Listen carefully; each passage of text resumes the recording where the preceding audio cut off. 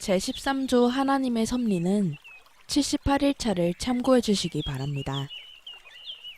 하나님께서 어디서든 일하신다는 사실은 우리가 깨달아야 할 것들 중 하나입니다. 이 사실은 우리를 겸손으로 가득 채우는데, 왜냐하면 우리는 이 사실을 잘 깨닫지 못하며 너무 간과하기 때문입니다. 뇌우나 다른 자연적 현상들은 우리 아버지께서 자신의 능력과 영광을 보여주시는 방법이기 때문에 이로 인해 겁에 질릴 필요는 없습니다. 그러나 스스로를 불필요하게 잠재적인 위험 요소로 노출시키는 것은 어리석고 죄악된 일임을 알고 그러한 모든 것들을 중대히 다룰 필요가 있습니다. 나이아가라 폭포는 확실히 우리 아버지의 능력에 대한 증거가 되지만, 그렇다고 해서 우리가 그 물속에 뛰어들어야 한다는 뜻이 아닙니다.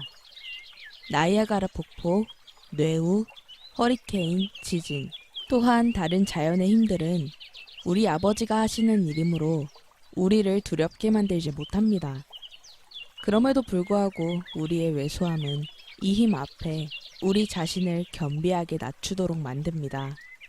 일반적인 상식은 당연히 우리에게 나이아가라 폭포를 타지 말라고 일러주며, 마찬가지로 여러 종류의 태풍이 올 때 피신할 곳을 찾으라고 알려줍니다.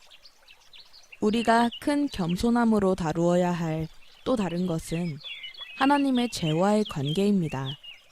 우리는 그럼에도 불구하고 하나님은 발생된 범죄의 조성자가 아니시며 그분께 그 책임을 물을 수도 없다.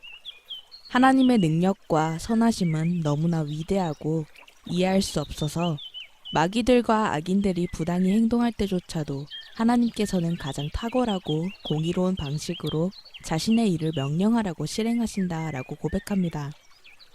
이 조항은 계속해서 우리가 하나님의 말씀 안에서 계시해 주시는 것들만을 알아가는 것에 만족해야 한다고 말하고 있습니다. 이것은 아주 어려운 부분이라고 할 수 있습니다. 그것은 우리가 오로지 하나님의 말씀만을 따르는 것에 만족하지 못할 때 어려워집니다.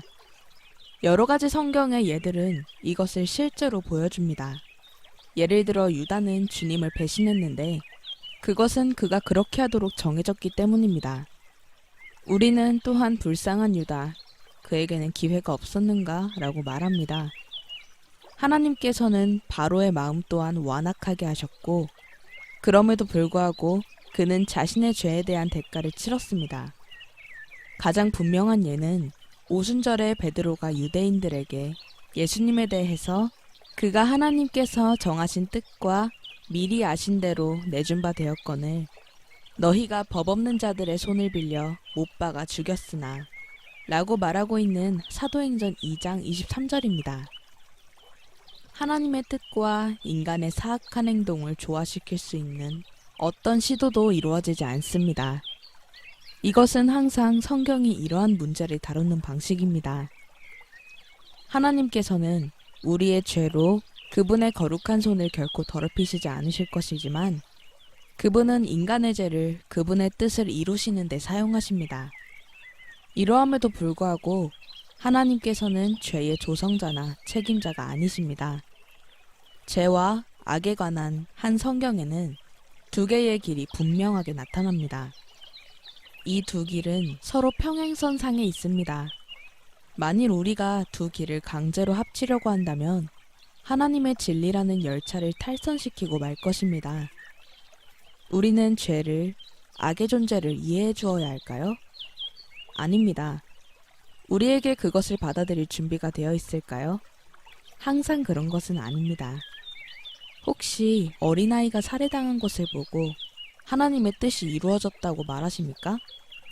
하나님의 은밀한 일들에 대해 말할 때 그 뜻이 우리에게 계시된 듯이 여기지 않도록 매우 조심하십시오.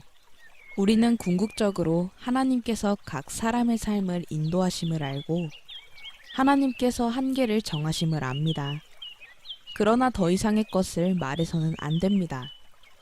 그러한 고통스러운 상황 가운데 공감되어야 할 사실은 하나님께서 모든 것을 협력해서 우리에게 선을 이루신다는 것과, 그러한 고통을 초래한 범죄자는 하나님의 계시된 뜻, 즉 살인하지 말라고 말씀하신 하나님의 율법을 어겼다는 것입니다.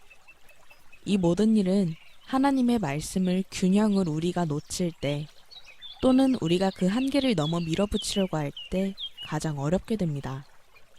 만일 우리가 그 말씀의 한계 안에 머문다면 마지막에 살펴볼 내용처럼 섭리는 말할 수 없는 위로의 교리가 될 것입니다.